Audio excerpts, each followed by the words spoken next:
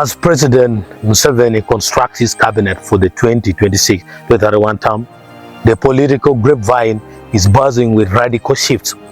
Mulengera News reports a landscape where regional rewarding, the isolation of ambitious rivals, and the grooming of the crown prince are the primary objectives. Let's start by the Acholi power pivot.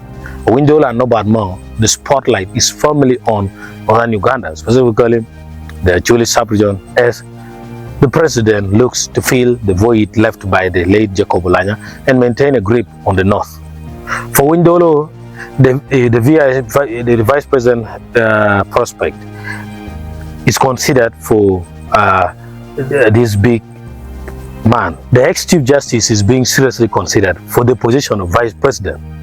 This move is viewed as a strategic seat at the hitting table for the Luos of Acholi, a region that feels undercompensated since Olanya's passing. However, the report suggests a darker motive. Dollo is described as bellicose, and advisors believe the VIP role will keep him too busy in Kampala to mobilize potential dissent back home. But the strategy of isolation, the elevation of Dollo is reportedly a calculated move to neutralize the unpredictable and ambitious Norbert Mao following his failed bid for the speakership, as Mulengera reports. There are fears Mao might become a rebel backbencher. By promoting other Acholi pillars, including Dollo, or potentially Richard Todwong as prime minister, the president effectively leaves Mao isolated with limited room to maneuver.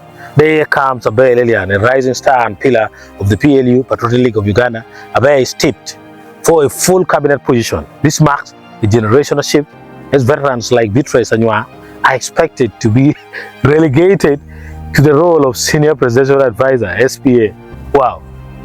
So the Crown Prince, the transition from General MK to the Works Ministry is also being reported. Perhaps the most significant structural shift involves General Muhoozi and Gabas rather than jumping straight to the Vice President or PM role.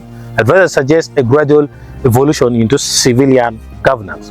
The proposal is for MK to start at the Ministry of Works. With your own now defunct, trillions of shillings for public infrastructure will flow directly through his ministry. Deploying MK here is intended to scare off the corrupt cable and allow him to demonstrate visible impact, fix the roads, reform Uganda airline, whose leadership he has previously castigated, and build a PR profile as a leader who gets things done before eventually assuming the presidency. Though there is also regional stakes and internal gagging reported in this. Beyond the north, the president is balancing several other regions and internal pressures. The Baganda reward, General Katumo Omala, is slated to become the next prime minister, replacing Robina Nabanja. Katumba is viewed as scandal-free and commands a perfect-like respect. His appointment would reward Uganda for its improved NRM vote count in 2026 compared to the 2021 rejection. As reported, so rewarding Toro after 40 years of religious loyalty to the NRM without a top 5 political position. Now, this big Ronnie Balia is being vetted for vice president. The goal is to promote him to a full general and have him represent Uganda internationally, especially as the president's appetite for long-haul flights diminishes. So taming Ofondo Pondo, in a move described as a way to gag the naturally combative government spokesperson, Ofondo Pondo is being vetted for a cabinet slot.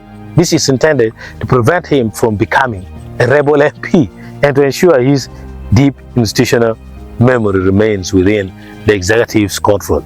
So the return of the veterans also is being reported. The cabinet may also see the return of to ignore veterans at Dr. Helioda Tumesije, Crispus Kyoga, and 80-year-old Ephraim Kamuntu, all of whom successfully navigated the recent parliamentary races.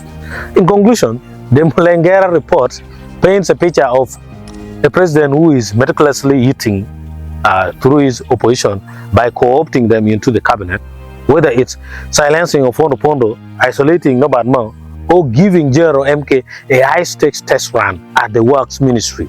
The 2026 cabinet is shaping up to be more about containment and succession than simple administration. So let me know if you think this report by Mulengera News will come true largely, or it will just remain as rumors and speculation.